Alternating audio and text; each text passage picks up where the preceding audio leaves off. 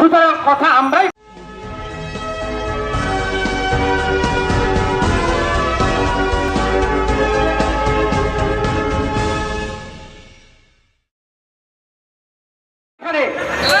সুতরাং কথা আমরাই বলবো, আপনারা শুনবেন।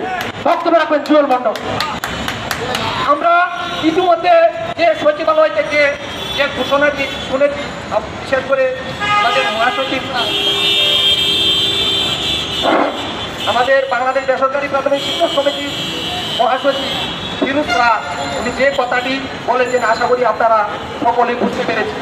যে উনি বলেছেন আমাদের যে উদ্দেশ্য ছিল যে শিক্ষা মন্ত্রণালয়ে যে চিঠিটি প্রেরণ করেছে সেই চিঠিটির অগ্রগতি, সেই চিঠিটি এখান থেকে সেই জায়গায় প্রেরণ করার জন্য উনি বলেছেন, ওনাকে বুঝিয়েছেন যে চিঠি প্রেরণ করেছে মৌখিকভাবে বলেছে। এবং আজকের মানে অফিস সময় যেহেতু শেষ হয়ে গেছে সেই বিধায় আমরা চিঠিটি আজকে হাতে পাই। তো জেলা প্রতিনিধি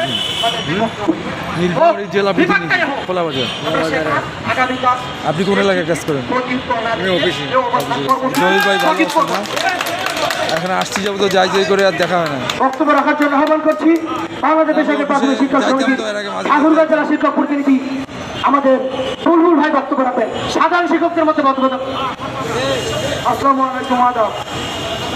আমরা আমাদের কেন্দ্রীয় কমিটির নেতৃবৃন্দের কাছে কথা শুনলাম যে আমার দুটা কথা শুধু। আমার কথা হচ্ছে প্রধান উপদেষ্টার কাছ থেকে যে চিঠি হয়ে মন্ত্রণালয় এসেছে, শিক্ষা মন্ত্রণালয়, সেই চিঠিটা অফিসিয়ালভাবে এসেছে, সব জায়গা থেকে আমি নিতে পেরেছি। এবং আজকে যে চিঠি আমাদের সচিবালয় থেকে আবার মন্ত্রণালয়ে বেরোনো হয়েছে সেটাও কিন্তু অফিসিয়াল হয়ে গেলে সেটার আমরা কপি পাবো। অবশ্যই যদি অফিস বন্ধ থাকে, কম্পিউটার টেস্ট তো বন্ধ নয়, তাই না? কম্পিউটার থেকে যদি অফিসিয়াল ভাবে দিয়ে থাকে তাহলে আমরা কম্পিউটারে অবশ্যই পাবো। হ্যাঁ, অফিসিয়াল বেস থেকে পাওয়া যাবে। একটাতে আছেন, ঠিক আছে? আমরা তো একটাতে আছে। প্রিয় ভাইয়েরা, আমরা কোন ধরনের কেন্দ্রীয় নেতৃবৃন্দের প্রতি ক্ষোভ প্রকাশ করছি না। আমাদের দাবি ভাই, আমরা ক্লান্ত, আমাদের দাবিটা একটু উগ্র হয়ে গেছে। আপনারা মনে কষ্ট নেবেন না। আমি আসছি আমার স্কুলের জন্য, আপনি আসছেন আপনার স্কুলের জন্য। বেনিফিট হচ্ছে আমার হয়ে আপনি কাজ করছেন।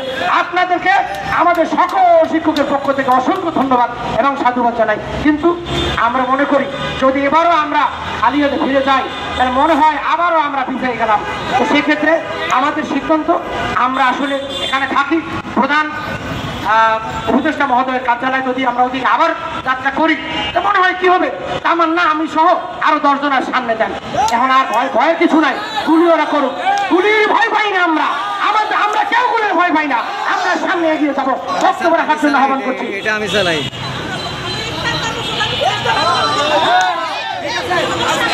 আসসালামু আলাইকুম। আমি চালাই এটা।